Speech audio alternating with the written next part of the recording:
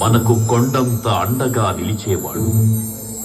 మనసులో తలచిన వెంటనే గుండెల నిండా ధైర్యాన్ని నింపగలిగే మహాయోధుడు. అభయహస్తంతో ఎల్లవేళలా మనల్ని కాపాడే ఆ పవనపుత్రుడిని ఇప్పుడు మనసారా స్తుతించుకుంటూ శ్రీ పంచముఖ ఆంజనేయ స్వామిగా అవతారమెత్తిన కథని దృశ్య రూపంలో తిలకిద్దాం రండి. ప్రసన్నాంజనేయం ప్రభాదివ్యకాయం ప్రకీర్తిప్రదాయం భజే వాయుపుత్రం భజే బాలగాత్రం భజేహం పవిత్రం భజే సూర్యమిత్రం భజే ఉగ్రరూపం భజే బ్రహ్మతేజం. అది రామాయణ మహాయుద్ధం భీకరంగా సాగుతోన్న తరుణం. శ్రీరామచంద్రుని సారథ్యంలో వానర సైన్యంతో విజృంభిస్తూ లక్ష్మణస్వామి తనతో పోరాటం చేస్తున్న రావణుడి కుమారుడు ఇంద్రజిత్ తలని బాణంతో ఒక్క వేటుతో వేరు చేశాడు. ఇంద్రజిత్ మరణవార్త విన్న రావణుడు ఆవేశంతో ఊగిపోయాడు. ప్రతీకారం కోసం పాతాళ లోకాధిపతి తన సోదరుడు అయినటువంటి మహిరావణుడి సహకారం కోరాడు.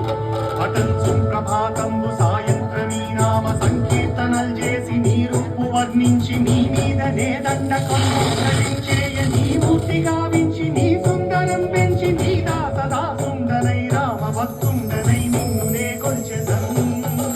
నీ కటాక్షంబునందూచితే వేడుకల్ చేసితే నా మొరాలించితే నన్ను రక్షించితే.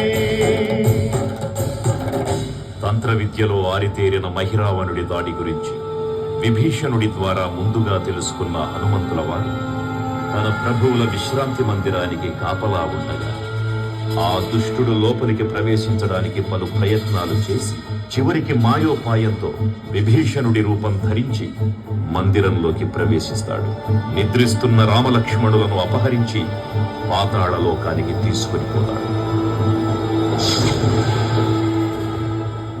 అంజనాదేవి గర్భాన్వయా దేవని నెంత వాడన్ దయాశాలి వై చూచియుందాతవై బ్రోచియున్ నిల్చియున్ తొల్లి సుగ్రీవ కున్మంత్రి వై స్వామి కార్యార్థమై ఏగి శ్రీరామ సౌమిత్రులం చూచి వారిని విచారించి సర్వేసు పూజించి యవ్వాను చంపంటు గావించి వాలిని సంపించి కాకుత్సతిల కుంటు పాదృష్టి వీక్షించి కిష్కింధకే తెంచి శ్రీరామ కార్యార్థమై లంకకే తెంచియున్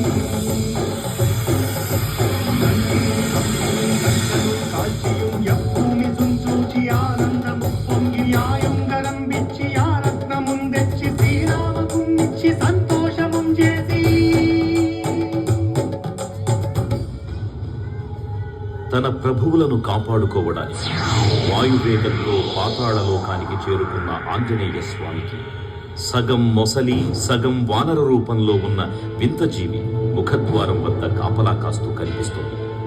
ఆ జీవి మకరధ్వజుడు అనే తన పుత్రుడని మహాసముద్రాన్ని దాటుతుండగా నీటిలో పడ్డ తన వేదవిందు ఒక మొసలి గ్రహించడం వల్ల జన్మించాడని తెలుసుకొని ఆశ్చర్యపోతాడు హనుమంతుల వారు.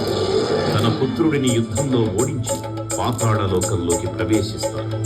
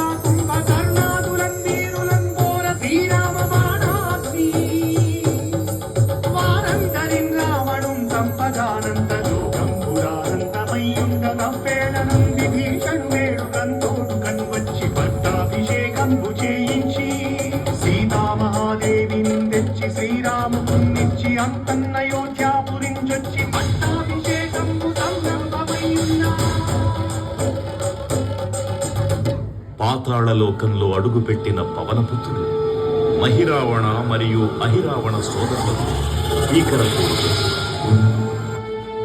5 దిక్కులలో ఉన్న 5 దీపాలను ఒకేసారి ఆర్పడం ద్వారా మాత్రమే వారి మరణం సంభవిస్తుందని చెప్పగా అప్పుడు మహాబలి 5 ముఖాల ధారణ చేసి పంచముఖ ఆంజనేయునిగా అవతరించి ఏకకాలంలో 5 దీపాలను ఆర్పివేసి ఆ దుష్ట సోదరులను తుదముట్టిస్తారు. నీకన్న నాకెవ్వరు కూర్మిలేరంచు మన్నుంచి శ్రీరామ భక్తం ప్రశస్తంబుగా నిన్ను సేవించి నీ కీర్తనలు చేసిన పాపముల్ వాయులే భాగ్యముల్ కల్పునే సామ్రాజ్యముల్ కల్పు సంపత్తులు కల్పులో వాదనాకారయో భక్తమందారయో పుణ్యకంఠారయో ధీరయో వీర నీవే సమస్తం ఆధారకం బ్రహ్మ మంత్రం వజ్రదేహంబును దాచి శ్రీరామయంచున్ మనఃపూతమైన ఎప్పుడు తప్పకన్ తనసు నా జిహ్వయందుండి నీ దీర్ఘదేహము త్రైలోక్య సంచారివై రామనామాంకిత ధ్యానివై బ్రహ్మతేజమునం గౌతనీ జ్వాల కల్లోల వీర హనుమంత ఓంకార శబ్దంబులన్ భూత ప్రేతంబులన్ పెంటి సాశంబులన్ శాకిని నాకిని త్యాగులన్ గాలి దెయ్యంబులన్ నీదు వారంబులన్ చుట్టి నేరంబరం కొట్టి నీ ముష్టి ఘాతంబులన్ బాహుదండంబులన్ దోమఖండంబులన్ తుంచి కాలాతిరుతుండవై నీవు బ్రహ్మ ప్రమాణికమైన నీ విద్యతేజంబునున్ చూచి గాలోని నా ముత్తు నరసింహయంచు దయా దృష్టి వీక్షించి నన్నేలు నా స్వామి ఓ ఆంజనేయ నమస్తే సదా బ్రహ్మచారి నమస్తే నమో వాయుపుత్ర నమస్తే నమః. తూర్పు దిక్కున చూసే శ్రీ హనుమాన్ ముఖం సర్వపాపాలను హరించేదిగా, దక్షిణ దిక్కున చూసే శ్రీ నరసింహుని ముఖం శత్రుభయాన్ని పోగొట్టి విజయం చేకూర్చేదిగా, పశ్చిమ దిక్కుని చూసే శ్రీ గరుడ ముఖం భూతప్రేత తాంత్రిక భయాలను పోగొట్టేదిగా, ఉత్తర దిక్కు వైపు చూసే శ్రీ వరాహ ముఖం గ్రహదోషాలను హరింపజేసి అష్టైశ్వర్యాలను అందించేదిగా, ఆకాశం వైపు చూసే శ్రీ హయగ్రీవ ముఖం విజ్ఞానాన్ని, విజయాన్ని, ఉత్తమ జీవిత భాగస్వామిని అందించేదిగా పురాణాలు చెబుతున్నాయి. కావున భక్తులారా, అన్ని విధాలుగా మనలను ఆదుకునే శ్రీ ఆంజనేయ స్వామిని మనసారా స్మరించుకుని ధరించండి. శ్రీ శ్రీ శ్రీ మహావీర బజరంగ బలికి జై.